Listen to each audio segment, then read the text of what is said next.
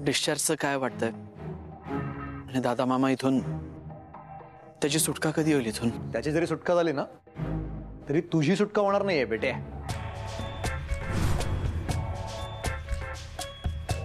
काय बोलतोयस तू? खरंच बोलतोय. मगाशी मी म्हणालो ना हॉस्पिटलचं बिल घेणार नाही, पण मला माझी फीस हवी आहे, ती पण लवकरात लवकर. ठीक आहे, किती पैसे ते सांग, उद्याच सकाळी सगळे देऊन टाकतो तुला. ही फीस पैशात नाही काइंड्स मध्ये मोजायची तुला. थोडक्यात इस हात से दे उस हात से ले.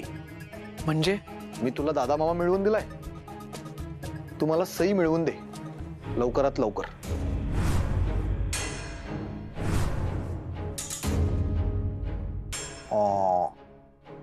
घाबरलास? माझे विलेनिश रूप बघून घाबरलास?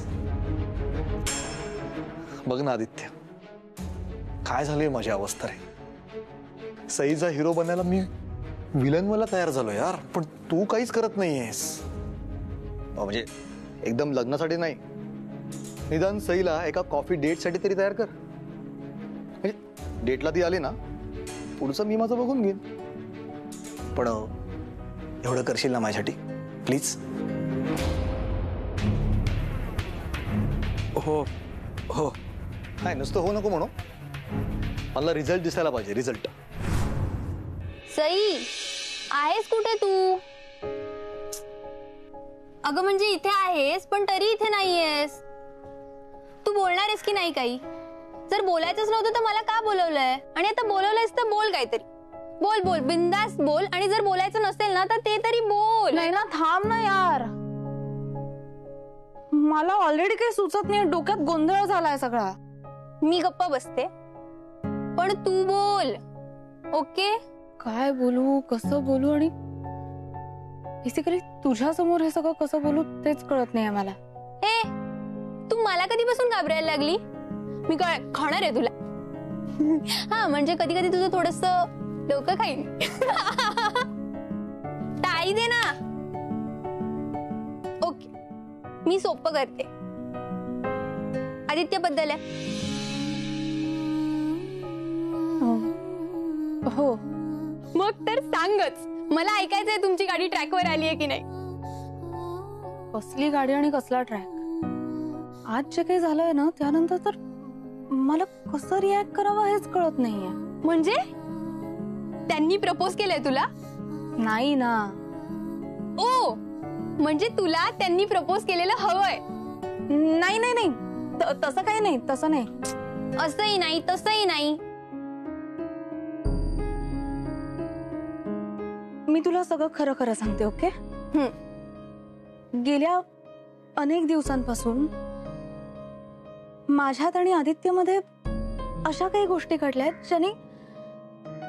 ज्यानी मला असं वाटतंय की त्याच्या मनात माझ्याबद्दल काहीतरी आहे,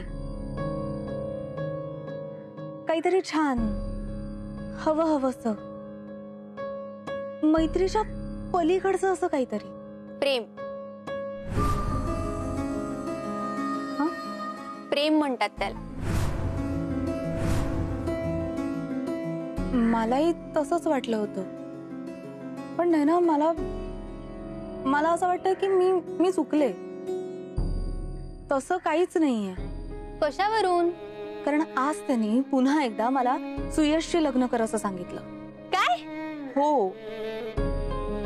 ज्या क्षणी मला असं वाटलं होतं की तो त्याच्या मनातलं प्रेम, मनातले सगळे फिलिंग्स माझ्या समोर व्यक्त करणार आहे, त्या क्षणी त्यांनी सुयशचं नाव घेतलं. सुयश किती चांगला आहे, तो तुझ्यासाठी कसा परफेक्ट आहे, हेच सगळं बोलत होता तो. मला कळतच नाही अचानक असं काय झालं. असं का बोलत होता तू? त्याच्या मनात माझ्याबद्दल काहीच नाहीये का? त्याच्या मनात नेमकं काय आहे? त्याचं सोड, तू तुझ्या मनात काय ते ठरव. हे बघ, तुझ्या मनात पक्क ठरलंय ना, मग त्यांनी काय करायची वाटच बघू नकोस. तू सांगून टाक तुला जे वाटतंय ते. पण जर मी त्याला माझ्या मनातलं सांगितलं आणि त्याच्या मनात तसं काहीच नसेल तर? म्हणजे मला वाटून न वाटून काही उपयोगच नाही ना या गोष्टीचा. उपयोगाचं काही नसतं कसंही. म्हणजे आता बघ, हा हे डोकं, हे आपण कशाला वापरतो? विचार करायला. पण या अशा सिच्युएशन मध्ये काही उपयोग होतो का याचा? डोकं चालतं का अशा वेळी? पण उपयोग नाहीये म्हणून आपण डोकं काढून बाजूला ठेवतो का? नाही ना. नाही. तसंच असतं प्रेमाचं. म्हणजे बघ, प्रेम असतंच पण त्याचा उपयोग नाहीये म्हणून ते काढून बाजूला नाही ग करता येत. प्रेम आहे हे आधी मान्य करावं लागतं. ते केलंयस का अजून? अजून सोपं करून सांगते. आदित्य तुझ्या आयुष्यात आल्यापासून अशी एक हॅपी आठवण सांग ज्यात आदित्य नाहीये आणि तरी तू खुश आहेस. आरामात आरामात आरामात विचार करून नीट सावकाश सांग, काही घाई नाही.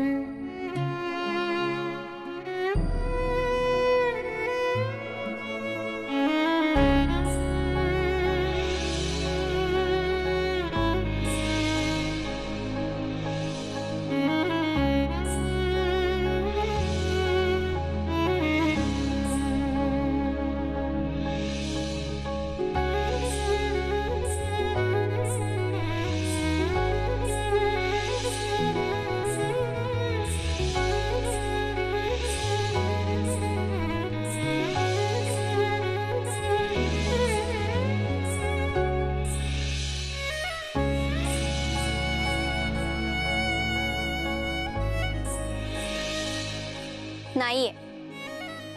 मला माहितीये ना नाहीये. का माहितीये?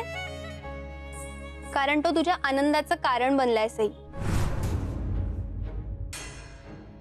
असा आनंद जो तुला आयुष्यभर हवाय. आणि तुला आदित्य सुद्धा हवाय. हवाय ना सई? हो.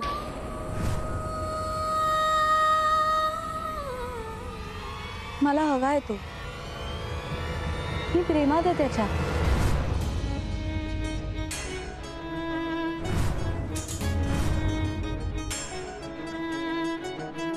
मी प्रेमात आहे त्याच्या. मी किती ठरवलं तरी मला नाही लपवता येणार आहे. आतमध्ये दाबून ठेवण्याचा प्रयत्न केला तरी तरी तेही नाही जमणार. माझं खूप प्रेम आहे आदित्यवर. खूप खूप जास्त प्रेम आहे.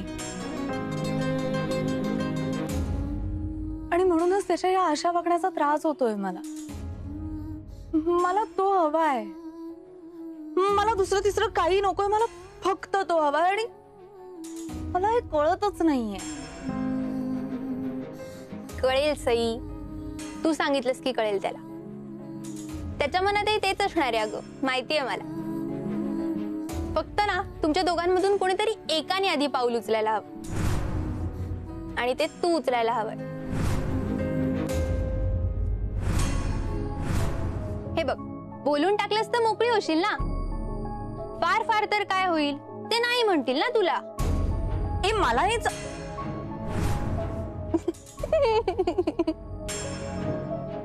योग्य वेळ बघून सांग. हा, पण खूप वेळ नको घालवूस. हा, पटकन सांग तुझं किती प्रेम आहे त्यांच्यावर.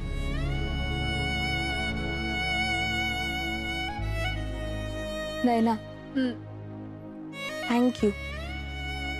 आणि सॉरी. हाँ हाँ, बास बास. सॉरी और थैंक यू बोल के एक पल में पराया कर दिया हमें.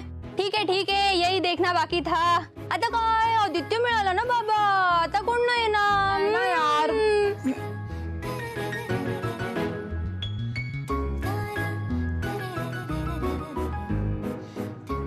तुम्हाला कोणाची दृष्ट न लागू.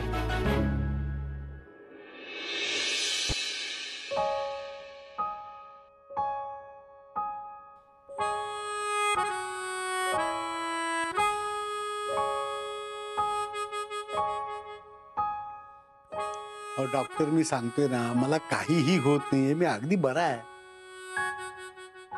कशाला तुमचे ते रिपोर्ट वाचण्यात वेळ घालवतोय तुम्ही? दादा तू गप्प बस रे. हो डॉक्टर ते तू नाहीस तेव्हा त्यांना त्यांचं काम करू दे. हे पहा, त्यांचं काम आता मला फक्त डिस्चार्ज देणं एवढंच उरलेलं आहे. हे बघा, तुम्ही आता मला औषध द्या किंवा नका द्या, आदित्यने मला वचन देऊन हवं ते दिलेलं आहे. त्यामुळे आता माझी तब्येत अगदी ठणठणीत होणार. डॉक्टर ऐका माझं, पटकन डिस्चार्ज देऊन टाका मला. कधी एकदा घरी जातो ना असं झालंय. रिपोर्ट्स मध्ये प्रोग्रेस आहे. हा. अहो तुमची तब्येत खरंच सुधारते आहे. बघा, मी म्हंटल नव्हतं. पण म्हणून काय मी तुम्हाला लगेच सोडणार नाही. हं? घरी जाऊन नीट काळजी घेणार असाल आणि मी सांगितलेल्या गोष्टी पाळणार असाल तर आणि तरच सोडेन. पाळीन पाळीन सगळं पाळीन. तुम्ही म्हणत असाल ना तर एखादा वाघ सुद्धा पाळीन. पण मला पटकन डिस्चार्ज द्या आता.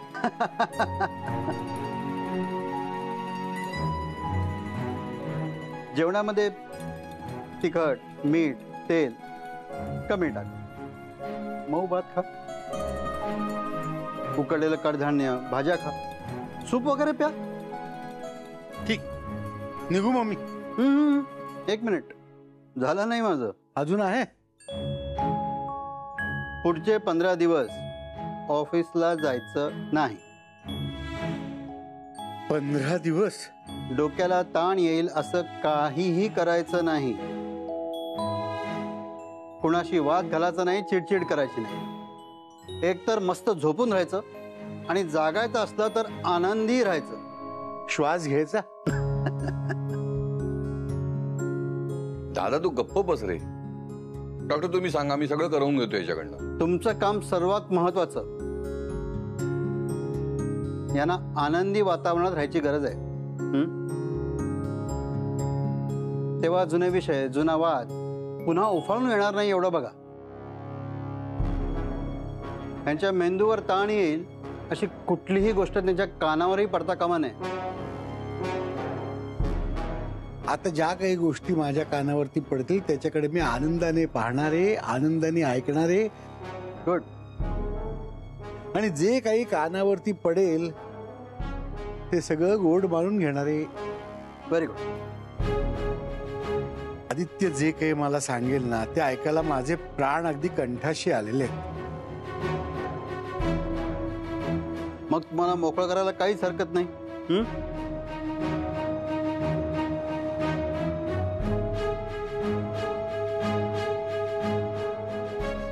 ऐकलंस ना दादा काय म्हणाल ते? सांगून टाक त्याला सई बद्दल.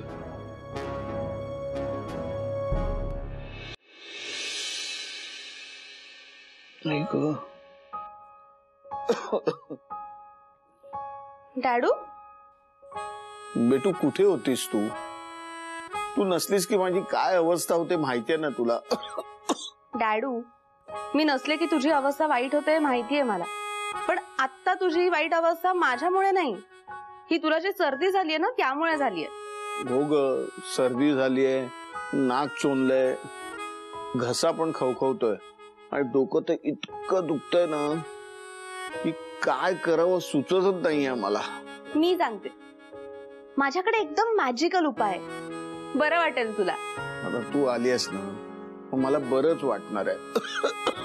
अरे डॅडू, माझ्यापेक्षा भारी उपाय. हा, पण त्यासाठी तुला हालचाल न करता गुमान तुझ्या बेडरूम मध्ये झोपावं लागेल. मग काय होईल? सांगते, चल तर. ओके चल.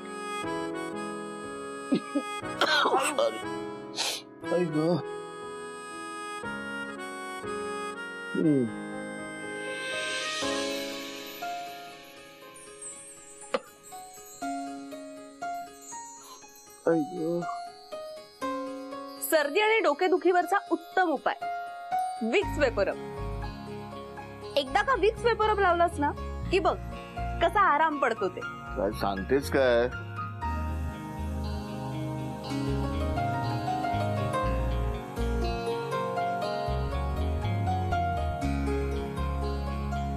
विक्स वेपरब देतं सर्दी, डोकेदुखी आणि खोकल्यासारख्या 6 लक्षणांपासून आराम.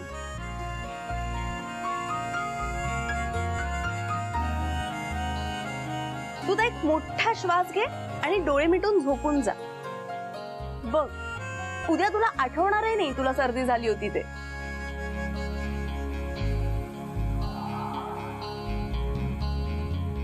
भेटू बोलली ना म्हणजे अगदी तसंच होणार. Good night. Good night डॅडू.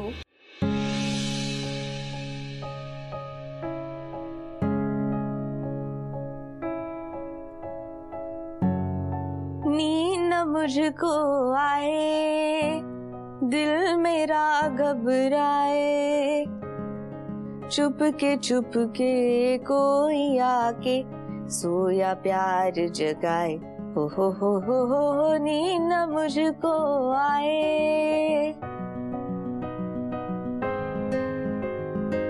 ए मेंटल, तुला अजूनही एवढं बेसिक कळलं नाहीये. अगं मी तुझंच मन आहे. कितीही कान बंद केलेस ना तरीही माझा आवाज तुझ्यापर्यंत येणारच आहे. त्यामुळे फालतूची मेहनत बंद कर. हे बघ मी आता खूप दमलीये. मला माझ्या मनात कुठलेही विचार नकोय. परत तेच. अगं मी मन आहे तुझं. विचार आणायचं की नाही हे माझ्या हातात नाही, तुझ्याच हातात आहे. माझ्या हातात काही नाही आता. तुला खरंच असं वाटतं तुझ्या हातात काही नाहीये? काल याच हातात आदित्यचा हात होता. हो, नाहीये माझ्या हातात काहीच. तू हार मानू नकोस. अजूनही ऑप्शन्स आहेत. ऑप्शन्स. ऑप्शन म्हणजे काय? सुयशचा ऑप्शन. चल चल, तो तर काही ऑप्शनच नाहीये. पण आदित्यने तोच सुचवलाय. पण ते पटलंय का तुला? अजिबात नाही. पण मग तुला हे तरी पटलंय का की आदित्य हे सगळं मनापासून बोलत होता? ते तर मुळीच नाही पटलं. मग प्रश्नच मिटला. प्रश्न मिटला नाहीये, उलट प्रश्न वाढत चाललेत. ट्रॅफिक जॅम झाल्यानंतर नुसतं हॉर्न वाजवत बसायचा नसतो. पेशन्सनी एक एक गाडी पुढे जाऊ द्यायची असते. आपणही तसंच करूया. आपण एक एक प्रश्न घेऊया आणि त्याच्यावर उत्तर शोधूया. ओके? आदित्य असं का वागला? काय घडलं? काय बदललं? आदित्य विनाकारण कुठलीही गोष्ट कधीच करत नाही. खूप सिरियस जरी काही असेल तरी तो मनातलं स्वतःहून बोलून दाखवत नाही. त्यामुळे तुलाच त्याला विचारावं लागेल की काय झालंय. बोल त्याच्याशी. फोन कर त्याला. काल रात्रीपर्यंत इतकं सगळं छान चाललं होतं की मला वाटलं तो मला सांगेल त्याचं माझ्यावर प्रेम आहे म्हणून. पण तसं काहीच झालं नाही. त्याचं प्रेम नसेल का माझ्यावर? प्रेम तर आहे. डोळ्यात दिसतं ते त्याच्या. नजरेत तेच दिसतं जे मनामध्ये असतं. पण मनातली गोष्ट जर ओठांवर आणायची असेल तर पहिलं पाऊल तुला उचलावं लागेल. पण जर त्याच्या मनात प्रेम आहे तर मग सुयशचा विचार कर असं सांगितलंच कसं त्याने? आणि हेच सांगायचं होतं तर एवढा वेळ कशाला घालवला? आधीच सांगून टाकायचं होतं ना. वेळ घालवणं तर फेवरेट हॉबी आहे तुम्हा दोघांची. आणि त्यांनी जितका वेळ घालवलाय मनातलं सांगायला तेवढाच वेळ तू सुद्धा घालवतीयस. आणि तुला जर का वेळ घालवणं आवडत नसेल तर मनातलं सांगून टाक त्याला. बोल त्याच्याशी. फोन कर त्याला. 1 मिनिट. तू माझे प्रश्न सोडवायला बसलीयस ना? मग हे काय लावलंय सारखं? बोल त्याच्याशी. फोन कर त्याला. तुझ्या सगळ्या प्रश्नांची उत्तरं जर तिथे त्याच्या मनामध्येच दडलेली असतील तर मी तरी दुसरं काय करू? आणि मी असं बोलतेय कारण दर 3 सेकंदांनी तुलाच वाटतंय त्याच्याशी बोलावंस. वाटतंय ना? बोल त्याच्याशी. फोन कर त्याला. कर फोन.